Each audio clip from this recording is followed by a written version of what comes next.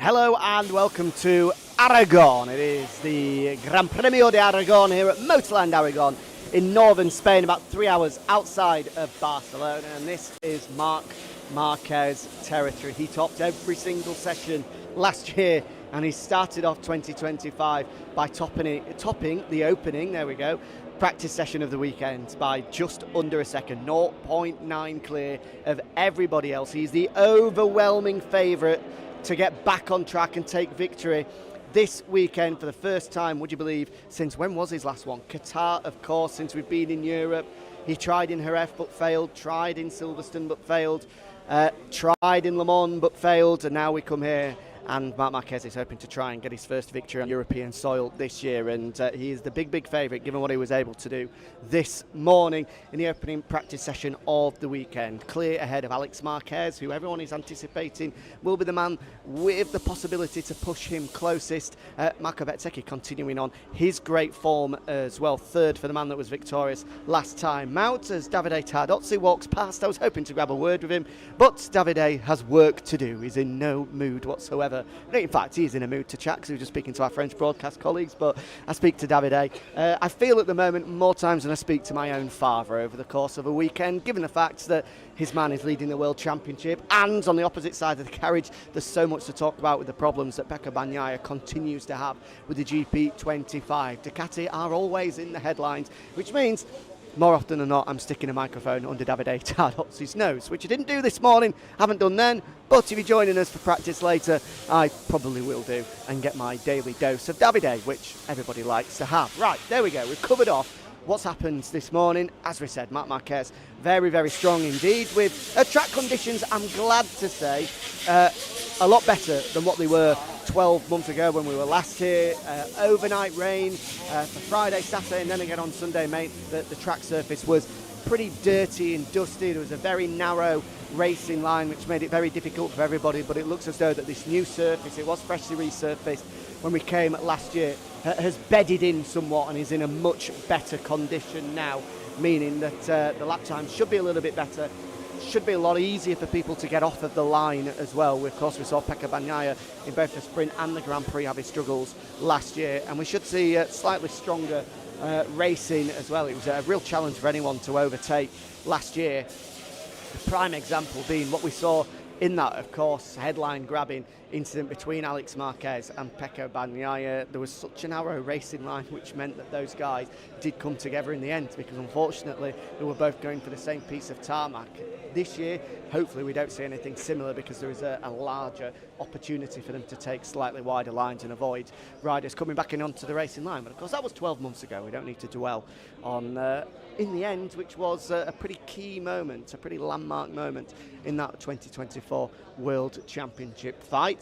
In terms of key moments as well, regards to 2025 and beyond as well, a pretty, I already used the phrase landmark moment, but I'm going to have to use it again to describe the comments of Gino Borsoi coming into the weekend. All kinds of stories, all kinds of rumours linking World Superbike two-time champion, absolute Hollywood superstar Toprak Razgatlioglu to be finally making that move across from World Superbikes to MotoGP. And for me, Gino Borsoi became the very first representative of any MotoGP factory to openly admit that they are in talks with Toprak over that much talked about, that much rumoured, that much fabled, you feel now, move across from World Superbikes is in the process of happening. He didn't say that contracts have been signed, he did say negotiations are ongoing, but according to many people within the media,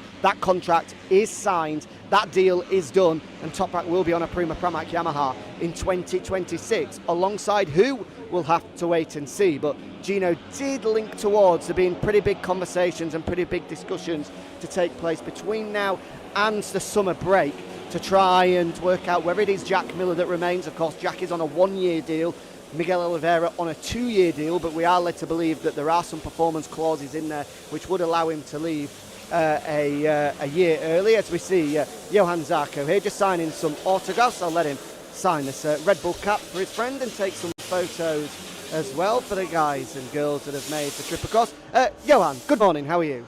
Good morning. How was that opening session for you? Okay, the track is very tricky tarmac. Last year also we expected better this year, but still feel a bit strange. Just need to take it easy and find a good line. It looks as though the racing, obviously it was very dirty last year, the rain not helping. Yesterday it looked a little bit cleaner, but in terms of grip, is it very similar levels? I think it's better than last year, but compared to the other track, it's too different. So I think we can be competitive, and we will try to get this top 6, top 5. Mark is just incredible. I still don't understand the difference he's doing here, but try to learn from the best guy.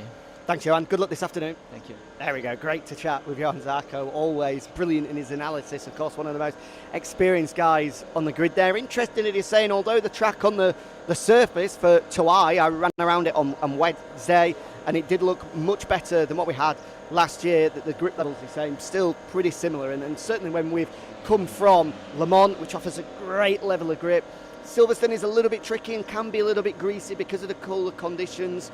But still, for him to say there's a drop down from that, it means it's one of the with Argentina as well, probably one of those venues that offers the lowest grip of anywhere on the calendar, which is potentially an opportunity for Honda, which have been able to make the most of those conditions. In Argentina, Johann was strong. In Qatar, where the surface can be a bit dusty, of course, due to the proximity of the desert, that can be a bit dusty. On the polar opposite side, not something that Yamaha will be too pleased about, because Yamaha have had their struggles with regards to low grip venues.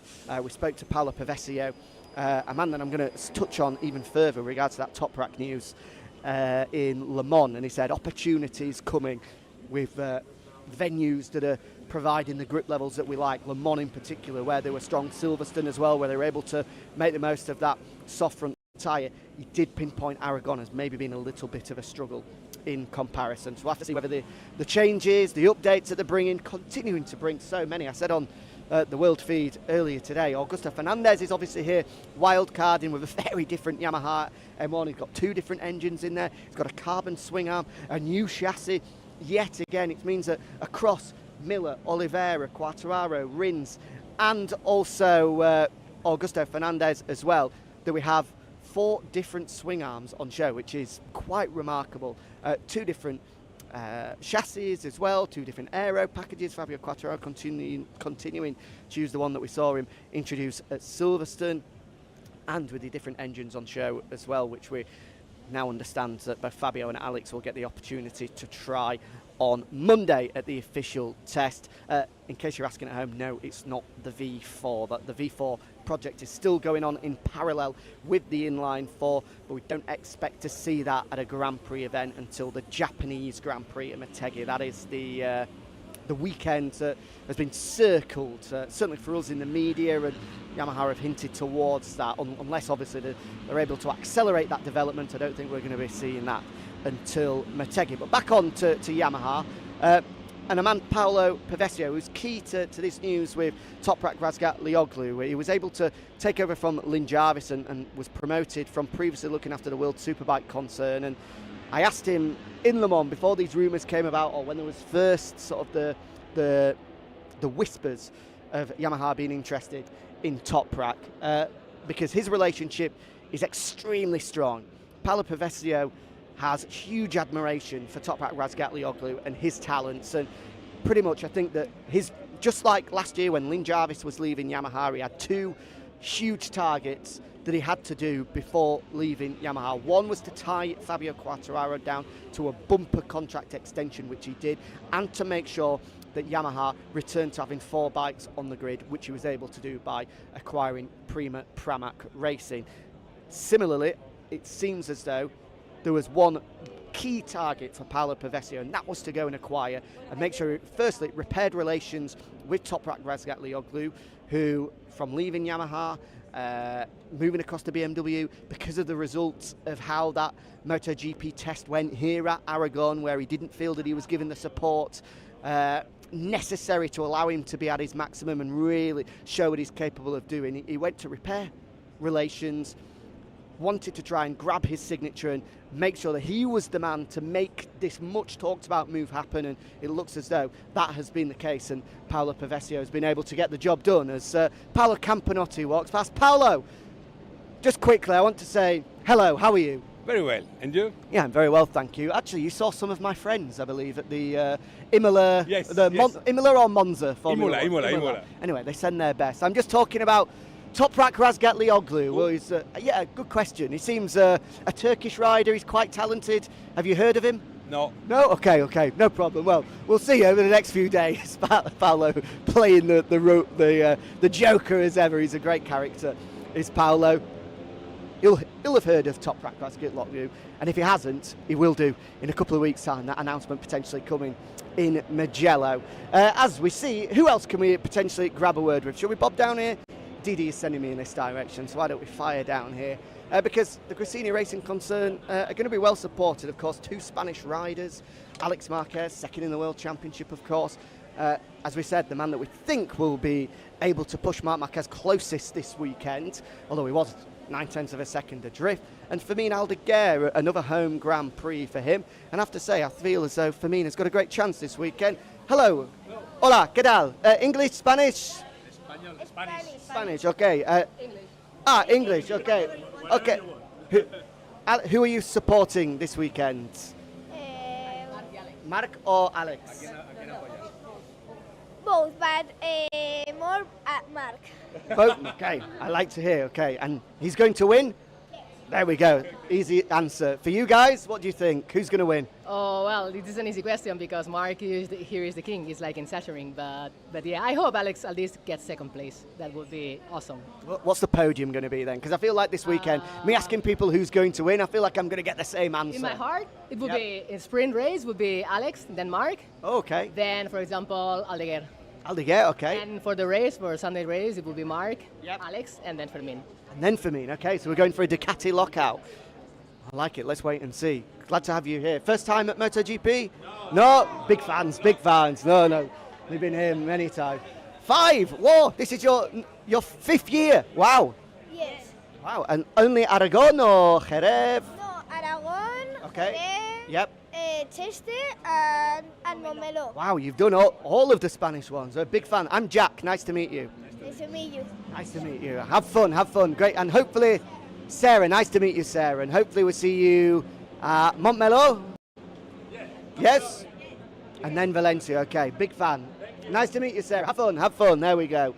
Big fans. Love that, Sarah. Passionately telling me, my first time? No.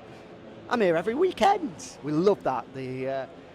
As I'm sure you're aware, there's a huge fandom for MotoGP in this part of the world. And they're all going to be cheering on for their Spanish faithful, as you heard there. Support going the way of Mark, Alex, Fermin as well. You do feel that Ducati, after, well, we said they're in disaster mode. It certainly wasn't their finest weekend, probably the weekend that they struggled the most in a very long time at Silverstone last time out, but I think everyone is expecting them to really show what they're capable of doing and bouncing back in style this weekend here in Aragon.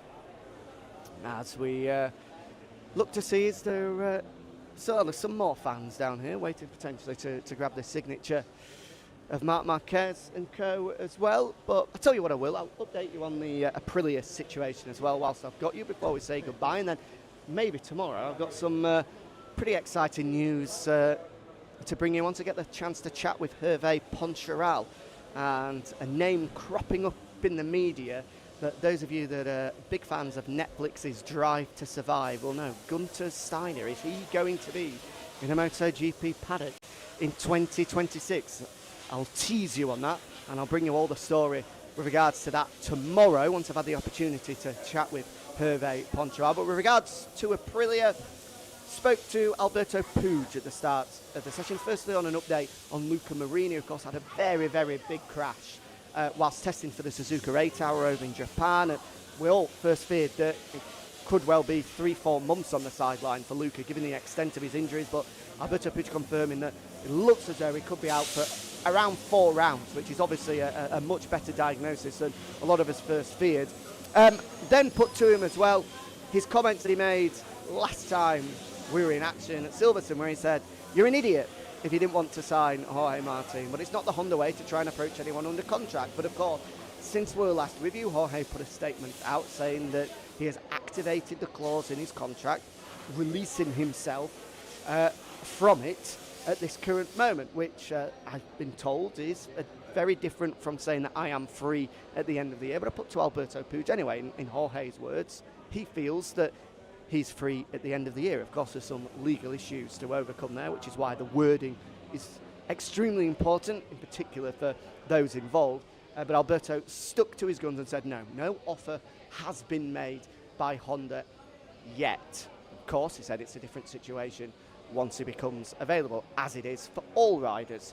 He added on the end as well, but I still think there's a general consensus across the paddock that Jorge Martin will be in Honda colours next year. It certainly seems so anyway, although Paolo Bonora, while speaking to our Spanish broadcast colleagues, was pretty strong in saying that there is still hope, there is still optimism. They are still working alongside Jorge Martin to try and make sure he stays with them next year. And Jorge, in his statement, you have to be fair, did say that it's not out of the question that that could still be the case. So there we go. A lot going on in the paddock at the moment. A lot for us to get stuck into. Right, let's have one last wander down the back of the boxes. We spent our time down into the caddy side and not much going on here. So we'll wander up and see what's going on. Firstly, at Honda, as we've mentioned, great news with regards to Luca Marini. You would imagine it's going to be one of Aleix Espargaro or Taka Nakagami. Where's the camera? Left, right. There we are. Right. To replace him next time out at Mugello. Obviously, Aleix retired at the end of the year. Taka took a step aside, slightly different things. Aleix has got a lot of commitment with his cycling as well, so I guess it depends what his calendar is like, whether he can fill in at the rounds that he wasn't expected to. So we'll have to wait and see with regards to a replacement for Mugello, but definitely there will be one. Good news from Lucio Cecchinello. He was pretty confident, hopeful that Johann Zarco will be remaining with him next year, saying that he's not involved in those discussions anymore. It's purely down to Johann Zarco's manager and HRC, so we'll have to wait and see on that. With regards to KTM, which we see Manu Cachot, Maverick Vinales' crew chief, just popping his head out from the garage. There were some troubles for Maverick, only down to one bike. Seems as though some engine difficulties for him in that opening session, but at least they were up there inside the top 5. So let's see what KTM can do, in particular after arguably their toughest weekend for quite some time. And here Bastianini describing it as the worst race of his life. Brad Binder is completely devoid of confidence. Pedro Acosta said that his performance on a personal level in Silverstone was the best that he's ever done in MotoGP. He felt he's never ridden better. His concern was that was only good enough for 6th spot, which is not where he wants to be. Patience is running out for Pedro Acosta, saying, "I'm not going to wait forever. I will be world champion. My career is short.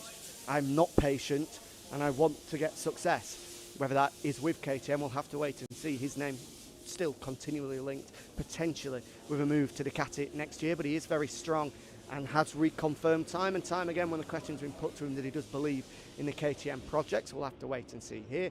And Marco Bezzecchi to round off. Actually, back here to Trackhouse Racing.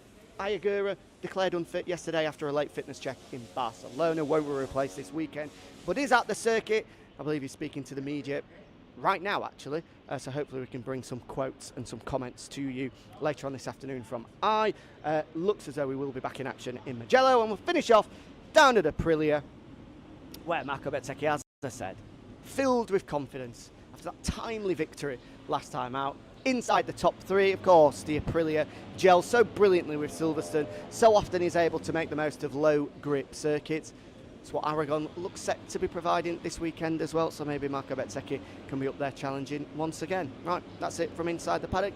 A quick chat and a catch up with Johann Zarco. Unfortunately, that's all we could get. The problem is, it's red hot here in Aragon. So the riders, once they get off the bikes, are chatting to the crews, and then they're quickly into their offices to try and cool down and try and avoid me. I like the style. I'd be doing the same. We'll be back with you tomorrow, same time, same place, where, as I said, we'll bring you a little update on that potential addition to the MotoGP paddock next year. Hope that our guys in the box have got the bleeper ready, because he's quite a sweary character, fiery one as well. Is Gunter Steiner on his way to MotoGP? I'll have some quotes and an update for you this time tomorrow. See you then. Enjoy the rest of the afternoon.